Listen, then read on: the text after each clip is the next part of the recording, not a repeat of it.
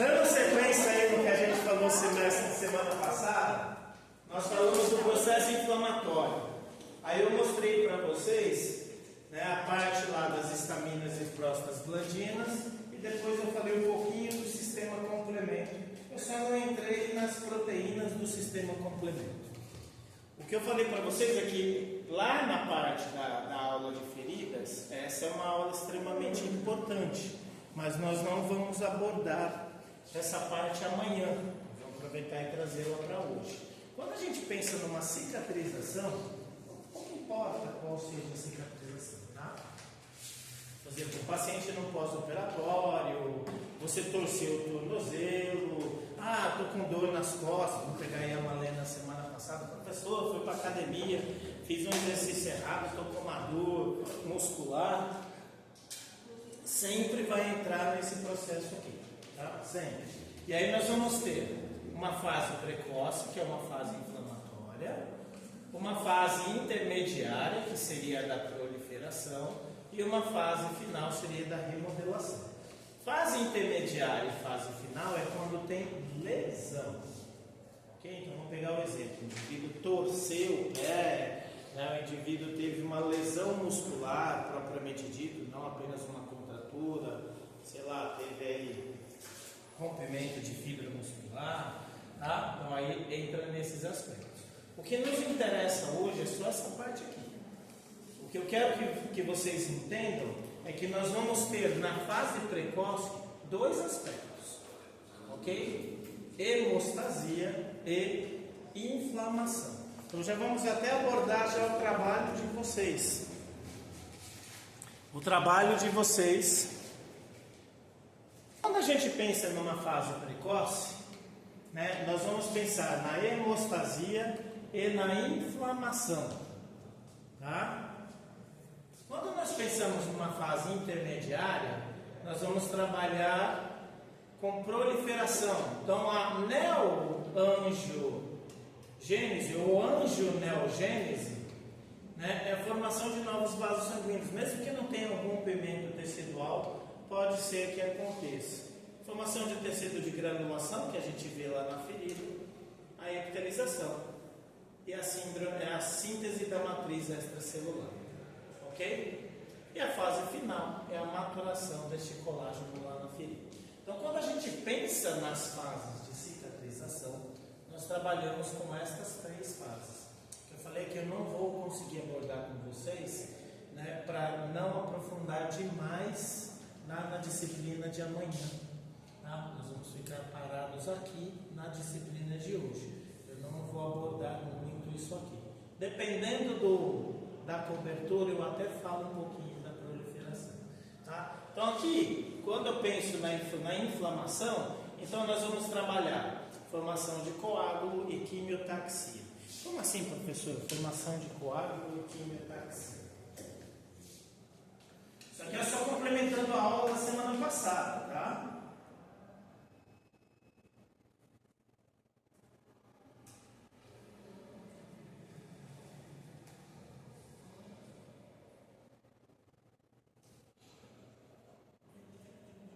Ele já chegou no celular.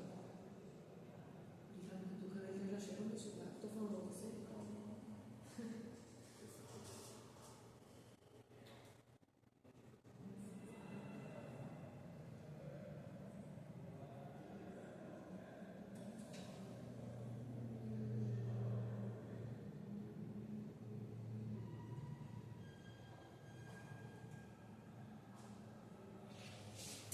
Então a gente tem uma lesão. Lembra que semana passada nós abordamos aí a picada da abelha, né? Que a Andriele tomou. Então essa é a primeira fase. O que está acontecendo aqui? Né? Houve um rompimento dos vasos sanguíneos, ok? Desse rompimento dos vasos sanguíneos, nós precisamos que aconteçam duas coisas: a agregação da plaqueta e a coagulação. Primeiro aqui nós tivemos a agregação da plaqueta, e aí no segundo momento nós vamos ter aqui a coagulação. O que seria a agregação da plaqueta?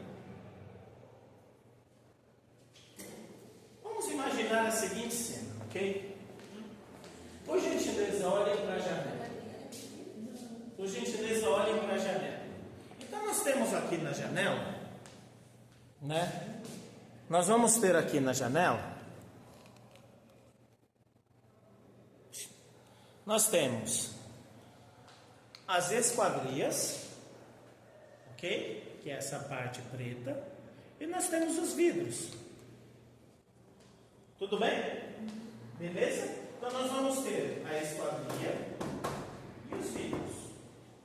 Essa é a primeira parte que tem que acontecer num processo inflamatório, e eu não posso esquecer disso. A esquadria seriam as plaquetas. O que são as plaquetas? As plaquetas são células do sangue, produzido lá na célula tronco hematopoética, que vem lá da medula óssea. Então todas as células do sangue têm uma única mãe.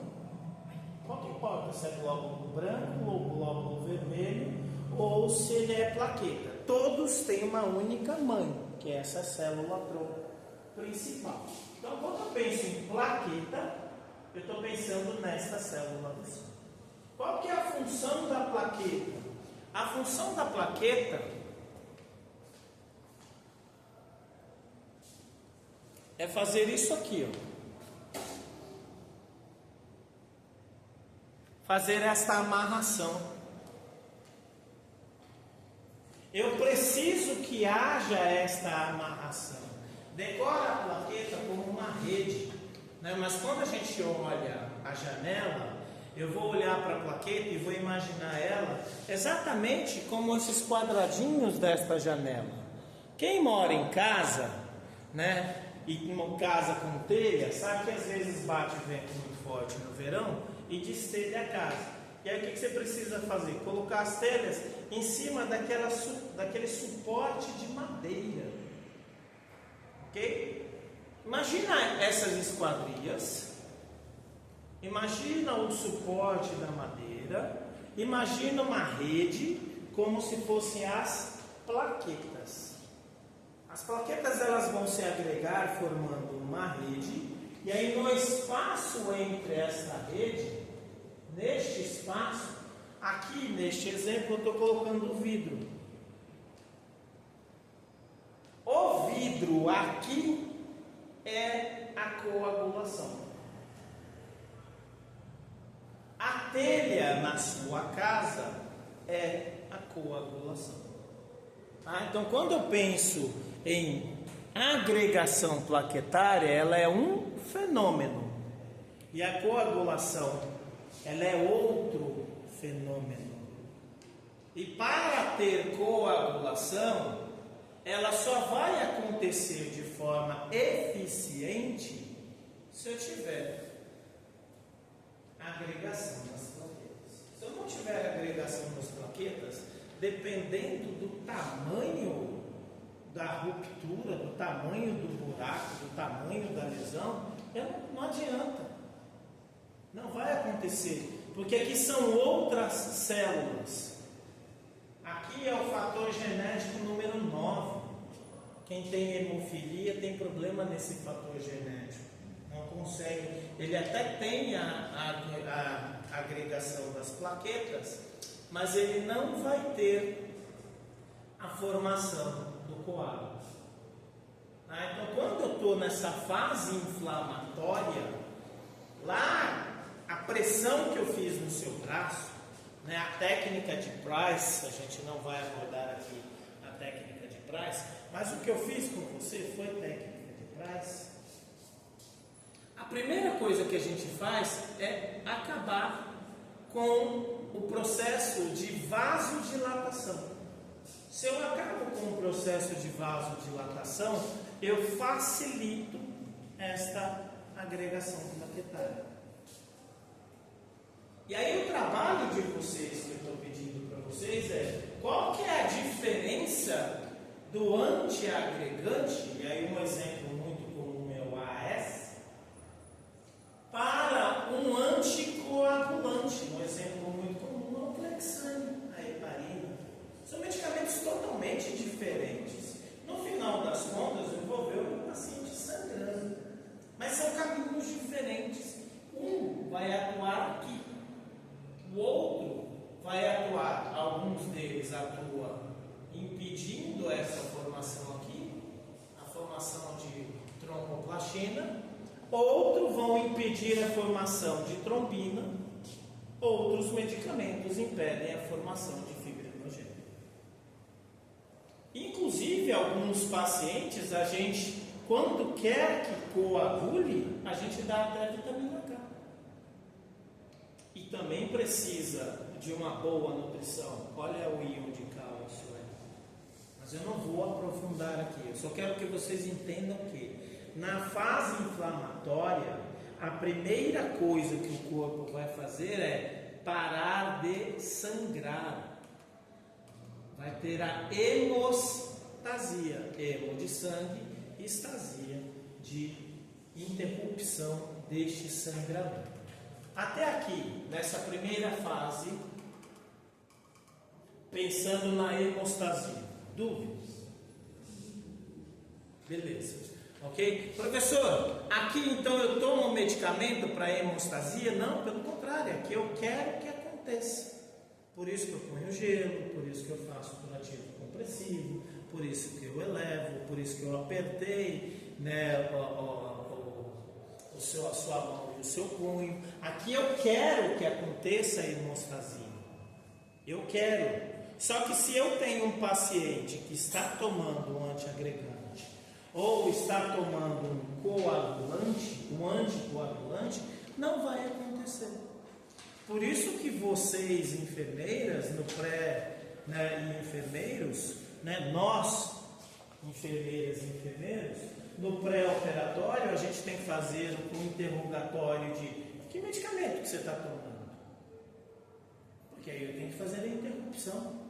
Mesmo que o médico esqueça. Doutor, o paciente tem uma cirurgia daqui 2 dias. Você vai interromper o antiagregante plaquetário e o anticoagulante? Se eu não sei para que serve, essa pergunta eu nem faço. Porque se o paciente fez uma cirurgia, eu não quero que esse paciente fique sangrando. Eu quero que haja uma interrupção deste sangramento. Tá? Tudo bem até aqui? Beleza. E a inflamação? Quando a gente pensa na inflamação, percebe? Ó, a fase da inflamação, ela dura até 7 dias. Até 7 dias. E aí nós vamos ter, né, uma fase bem inicial, a liberação lá das histaminas e prostaglandinas, que vão atuar chamando os neutrófilos. E nós vamos ter uma fase secundária, que vai começar principalmente a partir do 2º dia, né, que elas vão chamar outros mecanismos, outros componentes do sistema inflamatório, né? E aí aqui já é uma fase final, que ela vai durar aproximadamente, ó, um pico, 7 dias. Por que eu estou falando isso? Um antihistamínico eu não preciso tomar por muito tempo. Quando o processo é inflamatório, eu vou tomar ele de 2 a 5 dias. Já o anti-inflamatório, eu tenho que tomar de 5 a 10 dias.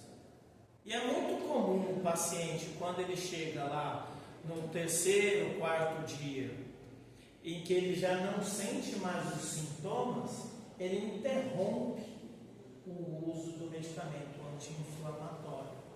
Por que ele vai interromper? Porque ele já não está mais sentindo. Significa que não está tendo a cascata da inflamação? Não, está tendo, está acontecendo toda essa parte aqui, ó, inicial. Ela está acontecendo. Eu só não tenho mais os sintomas. Tá? Então, antihistamínico, nós vamos parar entre 2 e 4 dias. Anti-inflamatório, nós vamos interromper o uso de 5 até 10 dias. Tá? Então, são coisas diferentes. Então, num processo inflamatório, eu quero que haja hemostasia? Sim. No processo inflamatório, eu quero que haja a reação inflamatória natural do corpo? Não.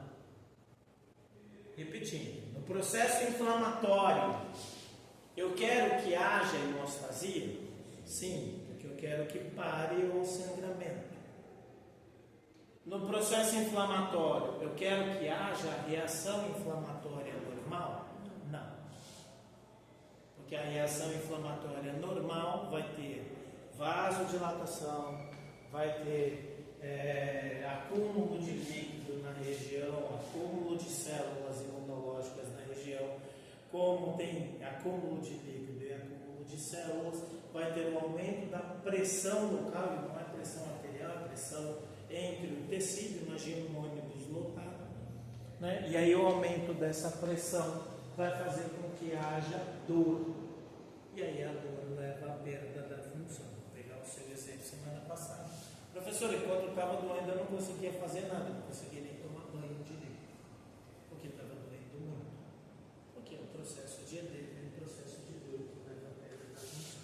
Tá? Então o anti-inflamatório ele vai atuar, né, no sistema complemento, e o antihistamínico vai atuar contra as histaminas.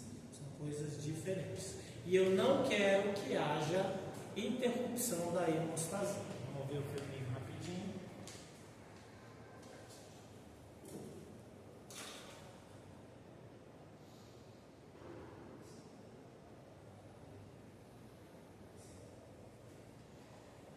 Então aqui nós temos a lesão, né? Houve a lesão, começa a liberação das histaminas, as células começam a avisar que estão com problemas.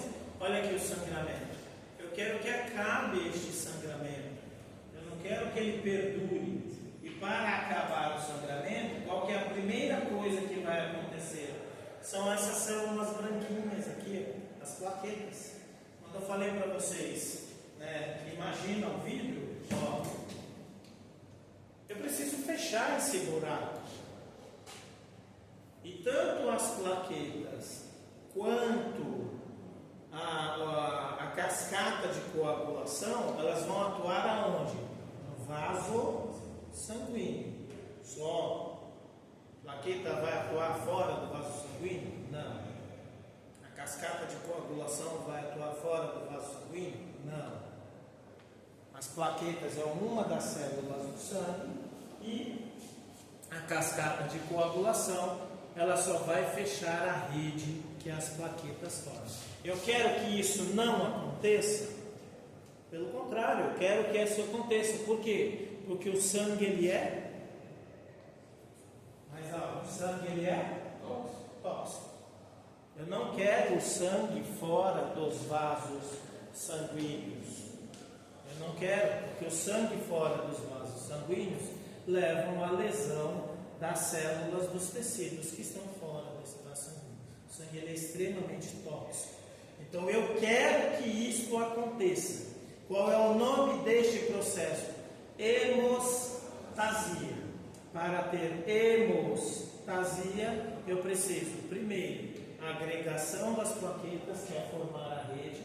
Aqui no exemplo da janela, colocar as esquadrias, no exemplo da telha, colocar lá o suporte de madeira, e depois fechar, né, todos os buracos com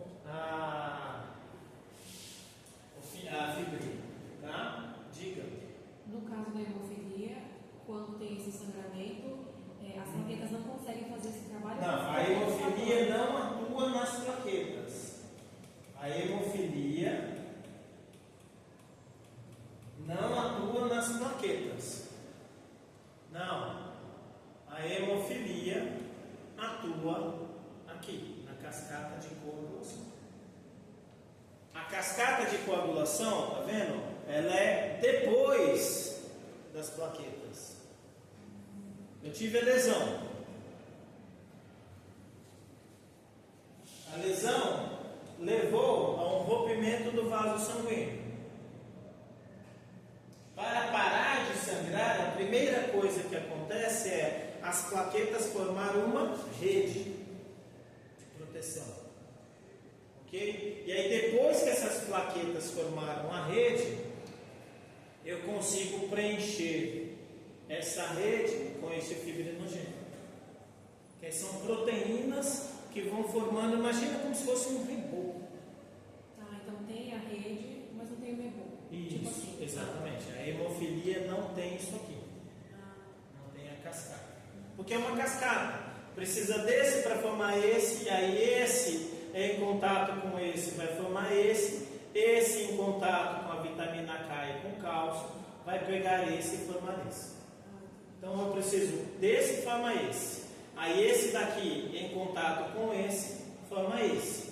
Esse daqui em contato com o cálcio, com a vitamina K, vai pegar este daqui para formar esse. Porque o que vai fazer a coagulação mesmo é a fibrina. É a fibrina no final que forma o coágulo. Só que para ter o coágulo, ele vai ter que grudar em alguma coisa. E ele vai grudar no quê? Na rede. Tá? Então, a cascata é a tromboplastina entra em contato com a protrombina e forma-se a protrombina em trombina. Porque eu não quero ficar falando dos nomes, só decora as cascatas. Tá? Aí a trombina em contato com o cálcio, com a vitamina K, vai pegar o fibrinogênio lá do plasma e formar a fibrina. E a fibrina é a coagulação. Lá nos seus cursos de ferida, vocês vão ver muitos enfermeiros falando: olha aqui a fibrina. Não. Fibrina não tem nada a ver com a fase proliferativa. Nada a ver. Aí às vezes eles pegam lá o esfacelo branquinho e chamam aquilo de fibrina. Não. Fibrina é apenas o coágulo. Imagina. Então aqui no nosso exemplo, quem seriam as plaquetas aqui na parede? Quem seriam as plaquetas? A esquadria. Quem seria a fibrina neste nosso exemplo? Se a plaqueta é a esquadria de alumínio, a fibrina seria quem? O vidro. Porque não adianta nada eu ter só a esquadria e não ter o vidro. Vai ficar um buraco. Então o que a fibrina vai fazer? Ela fecha esse buraco. E aí impede que o líquido saia. Na casa, quem seriam as plaquetas? As plaquetas é aquelas ripas de madeira, o suporte de madeira. Quem é a fibrina? A telha. Que é ela que faz a cobertura, ela que faz o fechamento. Tá? Então não tem como você colocar um vidro sem uma esquadria. Não tem como você colocar. Não tem como você colocar a telha sem o suporte. Então essa primeira fase acontece em todo o processo inflamatório. Só que às vezes o rompimento ele é tão grande que demora muito. Por isso que eu entro com mecanismos externos, como por exemplo da técnica de Price.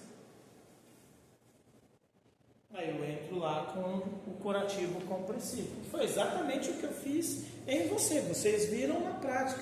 Né? Alguns de vocês faltaram semana passada.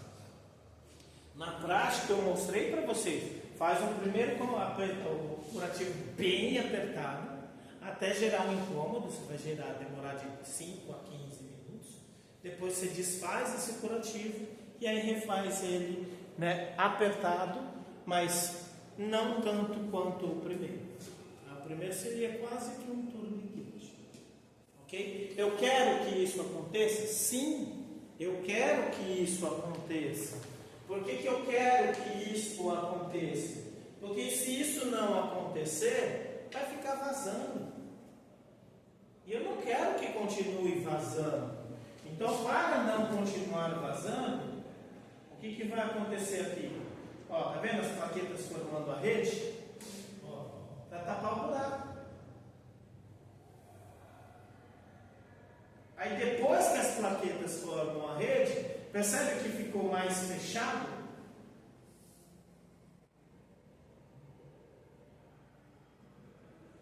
Ó, olha a diferença. Aqui é a rede das plaquetas. Houve uma agregação, um agrupamento, um aglomeramento, né, das plaquetas. E aí depois que essas plaquetas formaram a rede, quem vem por cima? a fibrina. Para selar isso aí. Isso que eu falei, decora a fibrina. É que eu gosto de usar o exemplo dele, e no caso da janela, as esquadrias, porque fica muito claro. Eu vou perder o vidro aonde? Se eu não tiver esquadrilha? Eu vou colocar a telha aonde? Se eu não tiver o suporte de madeira? Aí quando eu entendo essa diferença, eu sei que um depende do outro. A fibrina depende da plaqueta. A plaqueta não depende da fibrina. Que muitas vezes você pode ter a agregação plaquetária, porque você tem apenas um déficit de coagulação. E aí, por que eu gosto de mostrar isso aqui? É que eu estou só mostrando, ó, vitamina K e cálcio. Só que plaqueta é célula. Precisa de energia e de proteína. Trombina, protrombina, trombina, fibrinogênio são proteínas.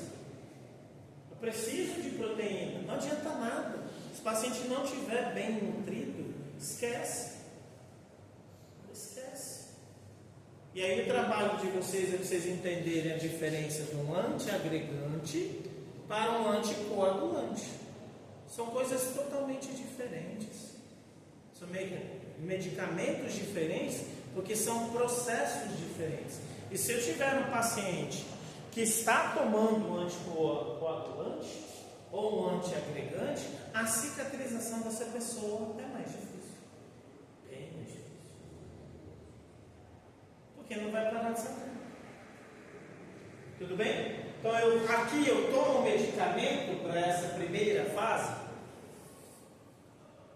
Aqui eu tomo um medicamento. No máximo eu tomaria uma vitamina K. Às vezes acontece de vocês pegarem um paciente que o médico prescreve uma vitamina K, porque percebe que ele tem uma falha no processo de cicatrização. E aí você vai lá e dá a sua vitamina K para o seu paciente. Tá?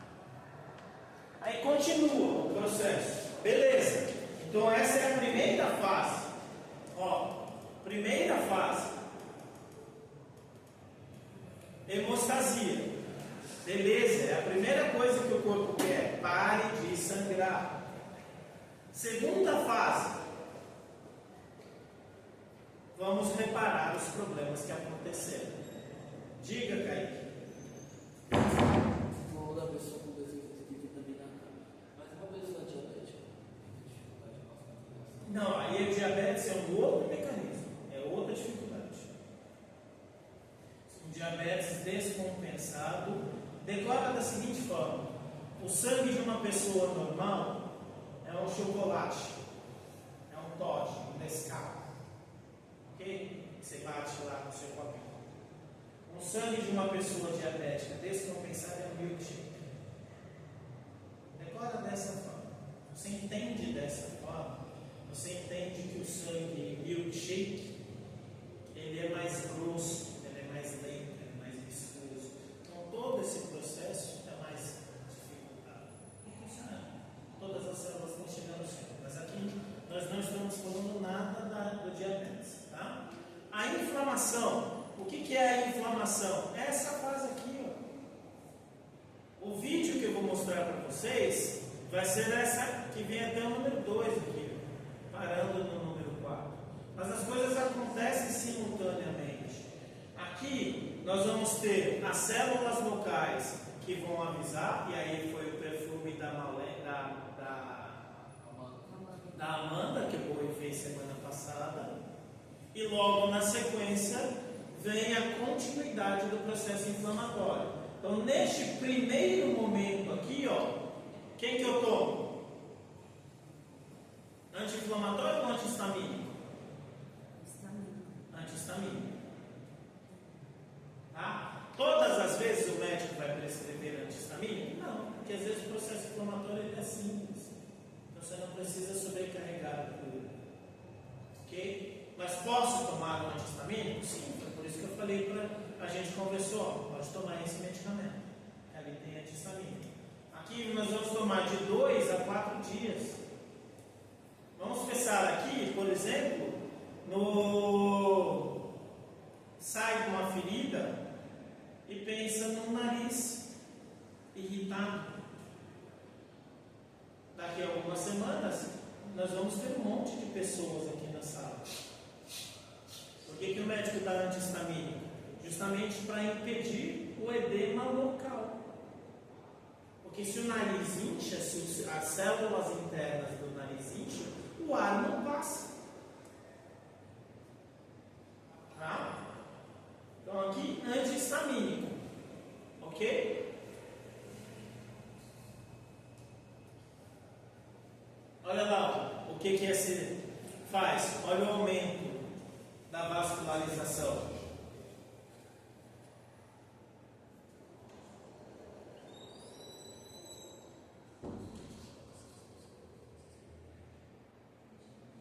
E aí agora, ó, tá vendo que está saindo de dentro do vaso sanguíneo as proteínas do sistema complemento? Pouco importa, não decorem os nomes. Tá? Entenda o processo. Ok? E aí, com o passar do tempo, com o avançar do estudo, os nomes vêm na sequência.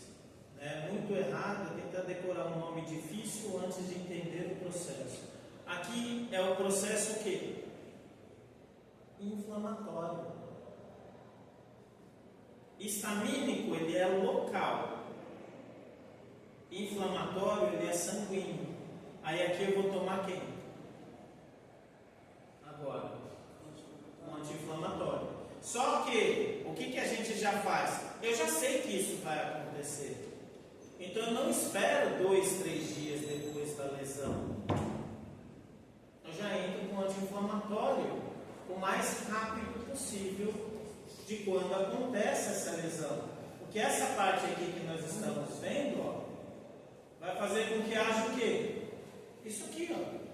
Vai chamar os neutrófilos, vai chamar os macrófagos.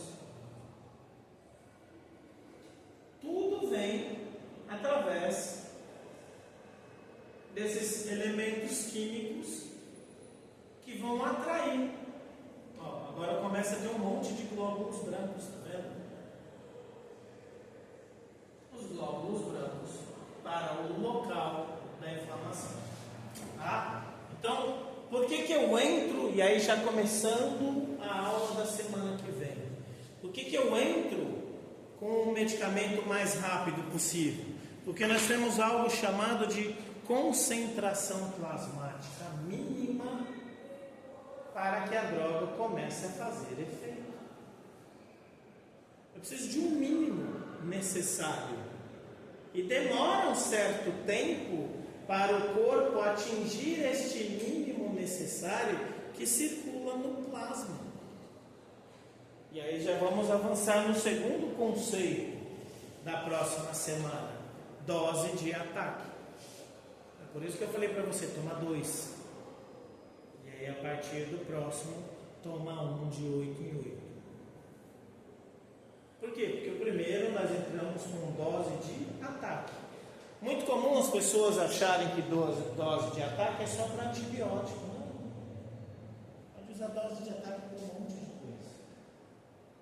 Mas nos hospitais, muito comum os profissionais acharem dose de ataque somente para antibiótico. Né? Anti-inflamatório você já entra com dose de ataque. Dependendo do nível de dor do paciente, você já entra com dose de ataque. E percebe, quando eu entendo este processo aqui, vamos pegar um exemplo simples. Eu vou, coisa ridícula.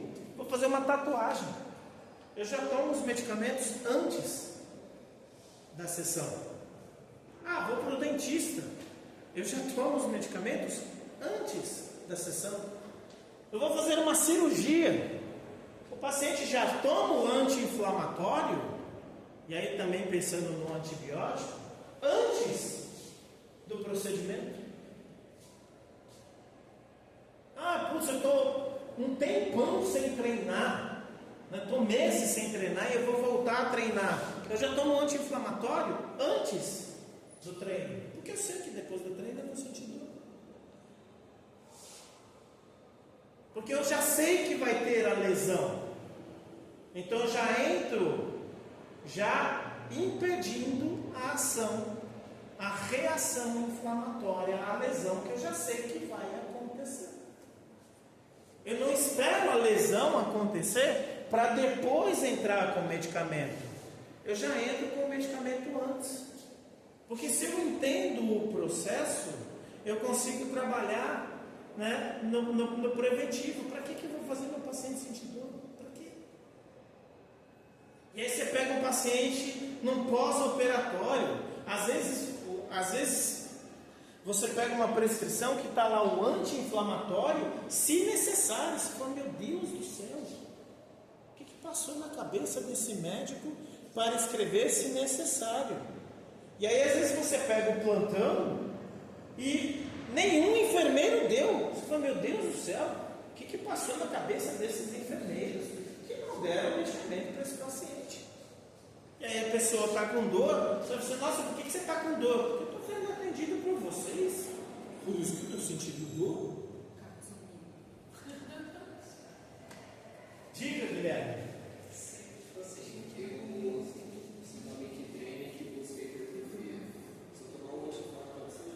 Não, é que no seu caso você já está treinado. Você já está em fase de treinamento.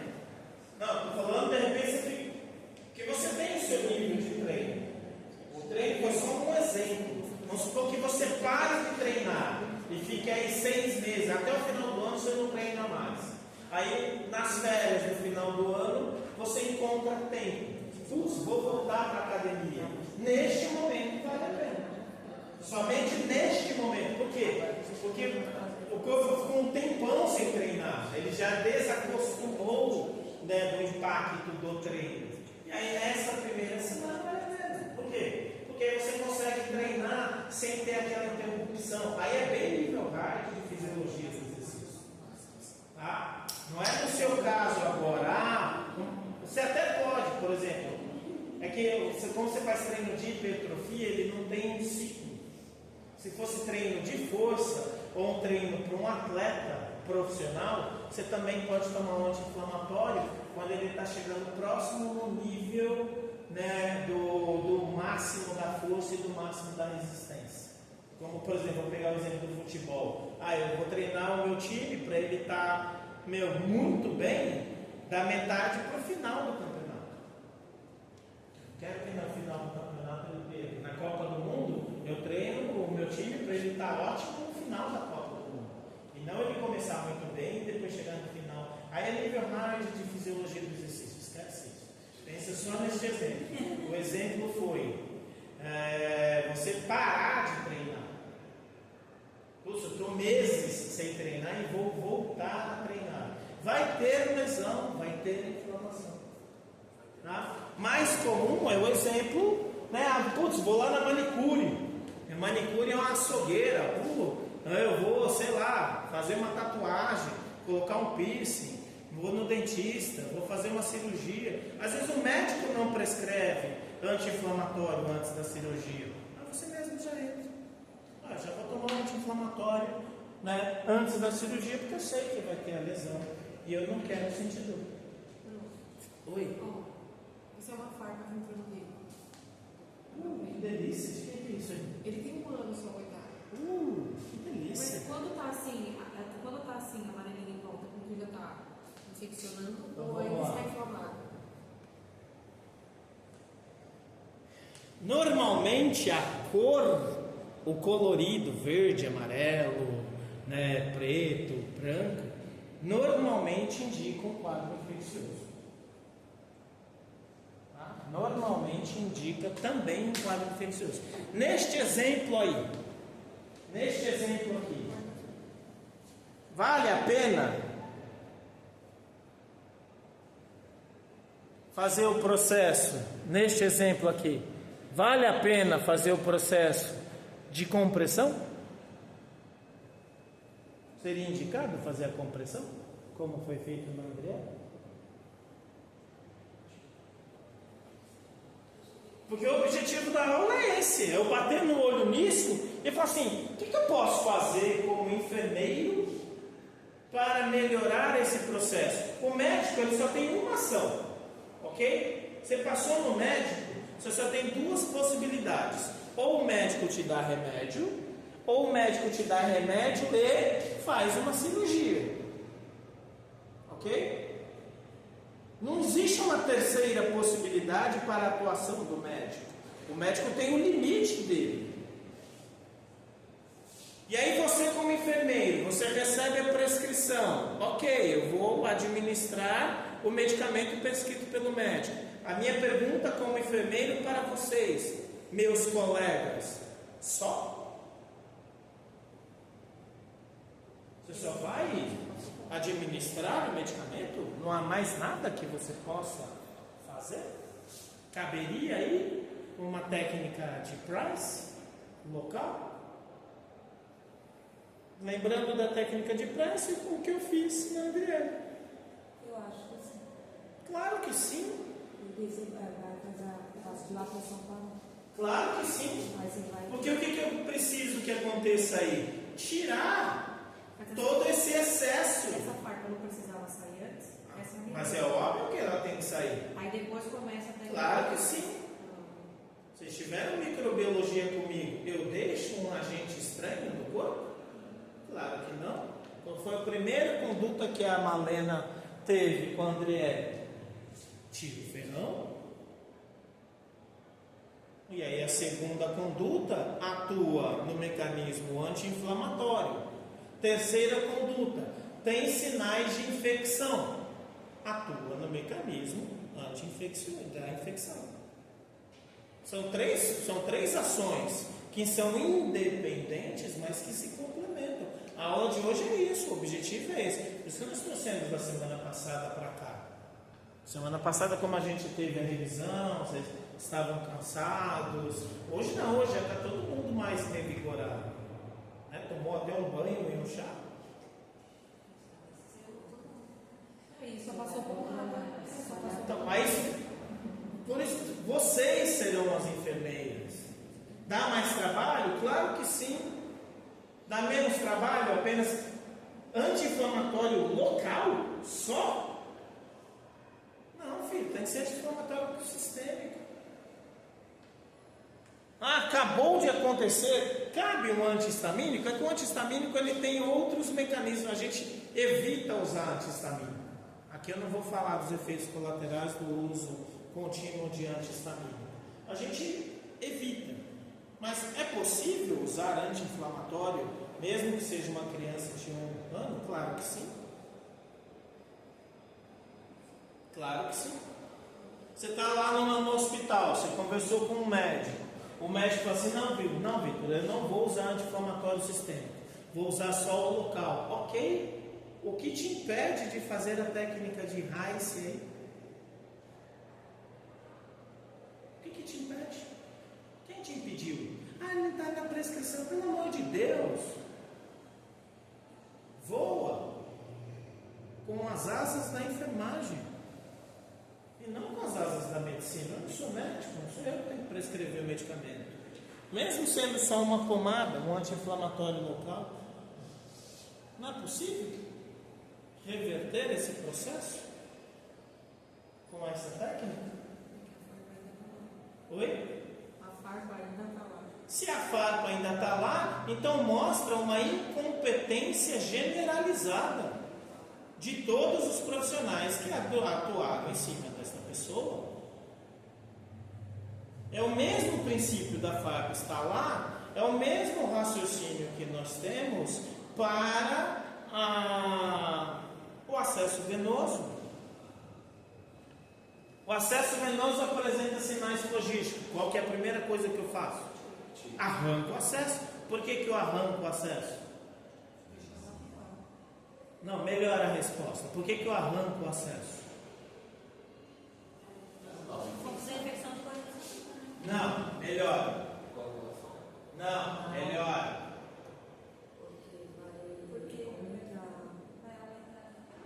Não. Porque os glóbulos brancos não vão grudar no acesso. Os glóbulos brancos só grudam aonde? Na célula do corpo. Os neutrófilos e os macrófagos não vão fazer isso aqui no acesso. Não vão. Não vão. Por quê?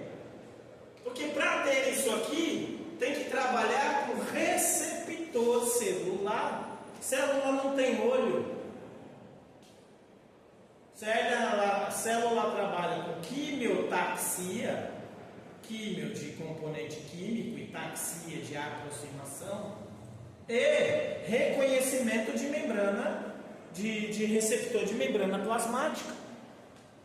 Acesso venoso, cateter tem membrana plasmática? Não, não é célula. O graveto tem membrana plasmática? Não, não é célula. Fiz uma cirurgia, a cirurgia infectou. Não que importa, se seja lá da ortopedia, se seja da cardiologia, se seja da oncologia, pouco importa. Aquele dispositivo infectou. Qual que é a primeira coisa que eu tenho que fazer? Arrancar o dispositivo. Por quê? Porque os glóbulos brancos não grudam nele. Ele só vai ficar na pele em volta.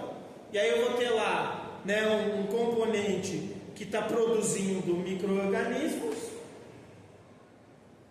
e os glóbulos brancos longe desse micro-organismo, né? Um pouquinho da aula de antimicrobiano. Primeira coisa que tem que fazer. Ah, eu não arranquei o dispositivo. Ruim! Quem é ruim? Todo mundo que viu essa criança e não fez o óbvio. Ruim. Profissional ruim. Desculpa, não tem outra explicação. Ah, ele não é ruim, ele é muito bom. Então o que? Preguiçoso. Essa é a outra possibilidade. Não tem uma terceira possibilidade. A terceira possibilidade é ruim e preguiçoso. Os dois. Tem que fazer, filho. Você tem que arrancar. Porque senão não tem isso aqui. Não tem. Aí depois que você arranca o dispositivo infectado, seja ele externo ou cirúrgico, aí eu entro com medidas anti-inflamatórias e se tiver sinais de infecção, também medidas, né, contra a infecção. Não adianta. Não adianta. Ok? Eu não sou professor deles lá, eu sou professor de vocês aqui. E se eu fosse um enfermeiro deste paciente, a primeira coisa que eu ia fazer é, sim, eu consigo tirar sem a presença do médico?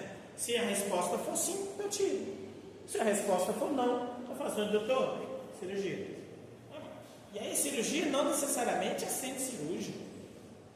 O procedimento às vezes é local. Você vai lá na própria enfermaria, o médico corta com o bisturi, arranca, beleza, faz o curativo e vida que segue.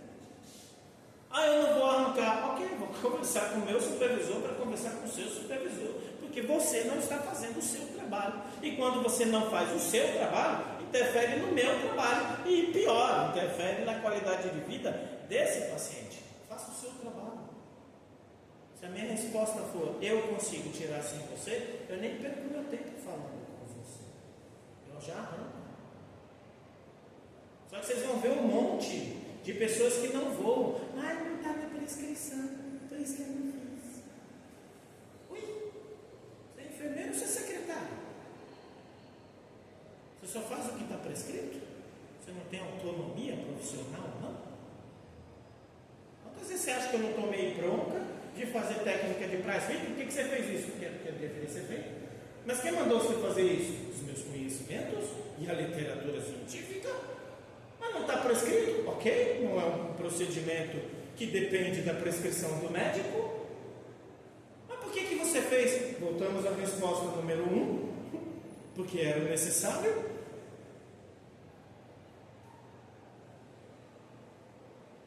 Ah, mas ninguém faz isso. Elas são o que elas são e eu sou o que eu sou. Se o povo não sabe voar, não sou eu que vou ficar ciscando. Você escolhe o que você quer ser da sua vida. Você escolhe. Houve alguma iatrogenia? Não. Houve algum comprometimento? Não. Há alguma proibição? Não. Então você está enchendo meu saco por quê? Só não falo está enchendo meu saco, mas a tradução é exatamente essa. Usa outras palavras mais bonitinhas para um diálogo profissional. Mas a pergunta é, você não tem nenhuma restrição? Por que você está enchendo meu saco? que você não sabe fazer o que eu estou fazendo, se você quiser que eu te ensine, pergunte. Agora não me peça de voar, porque eu estudei e você não. Eu, hein? Tudo bem? Ficou claro? Você está lá no seu estágio, né? Você é infeliz. Não, minha prima, eu falei pra ela que eu ia tirar, fazer o que eu tiro. Pego uma pinça, eu tiro, agulha, eu tiro, eu tiro. Um medicamento muito bom, anota aí, já que estamos em aula de farmacologia, Beladona. Ai, maravilhoso. Maravilhoso. Só que ela preferiu levar no médico. Ele puxa. Beladona, menina. Minha tia chegou que ela preferiu levar no médico, chegou no médico, mas ela falou, passa a pomada, passou a pomada, ela voltou, tá lá ainda. Se não arrancar, se o graveto estiver ali, esquece, vai infeccionar. Já tá, pelo vídeo, a minha teria que Tá bom? Dúvidas? não. Angústias? Frustrações.